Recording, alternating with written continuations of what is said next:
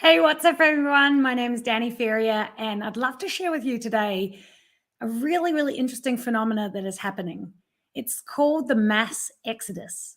But there's still the same amount of people in the world, and there's still the same amount of jobs. So what is going on?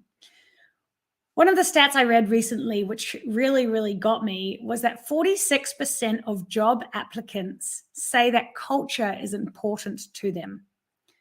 Back in the day when we had the industrial ages, the workforce needed to be little robots, little human robots. But nowadays, people are looking for so much more than that in their jobs. They're looking for purpose. They're looking for meaning. And they're looking to be with a company that has amazing culture that's going to help support and grow them. So I'd love to talk today about how you can develop amazing culture and what are some of the common challenges that I'm finding with my clients that teams need in order to thrive. One of the major benefits is that when you create an amazing team culture, you are allowing yourself, you're opening yourself up to the brilliance of the team. Back in the day, in the industrial ages, they used to have hierarchical leadership. One person made the shots, and that was the way that it went. But now you can bring everyone on board and create a culture where everyone feels like they're part of something. And that is a force to be reckoned with. The other thing about culture is that it's really easy to measure. How many people do you have leaving your company every year? And what is that costing you in terms of your staff turnover stats? There's so much disruption and so much change that goes on when new people are coming into different positions all the time, not to mention the cost of training and developing new team members. It was really interesting because when I was a restaurant manager in Nelson, we worked out that it costs approximately $2,000 to train a new person into a hospo position. And that's as a waiter or a waitress, because you've got hidden costs like having to schedule a manager on the shift that they're working in case something happens to oversee them, having to pair them up with somebody for a week to make sure that they get all of their training that they deserve. And then, of course, there's going to be the inevitable mistakes that they make because they're still learning. All of that adds up. And then, yes, you've got uniforms and all of those basic things, but all of those hidden costs add up. So every single time what is going on with why? This is hilarious. My YouTube just decided to play by itself. That was a little bit freaky. Anyway, so many hidden costs, it just adds up. But one of the common metrics is looking at what your annual staff turnover is and recognizing how much it's costing your company. So what can we do about this? Step number one is that people don't feel like the company has a culture that they can buy into.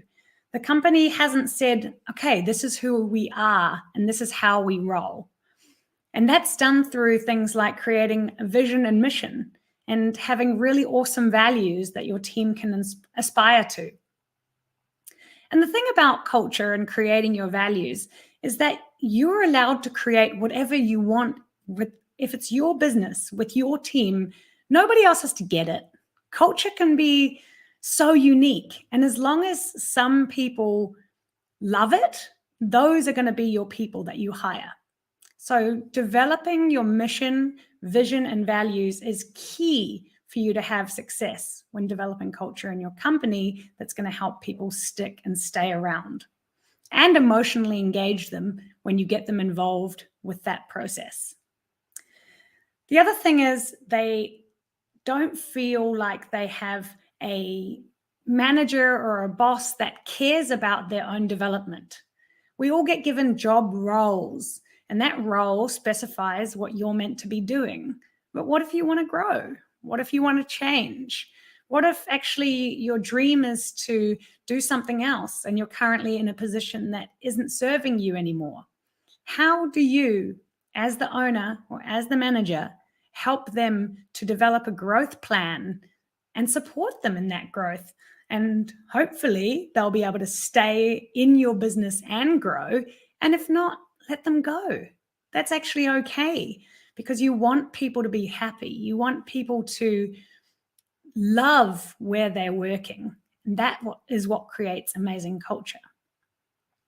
The next point, and this is such a typical point, is that when managers are so busy or owners are so busy, they've got what I call the closed door policy. They want to know all about what's going on in the company, but they're always busy. They're always busy. And nobody feels like they can go and talk to them. So if you're a manager or an owner and you're going to be always head down, rushing around, recognizing that as a leader in your role, you need to create time in your schedule to check in with your team.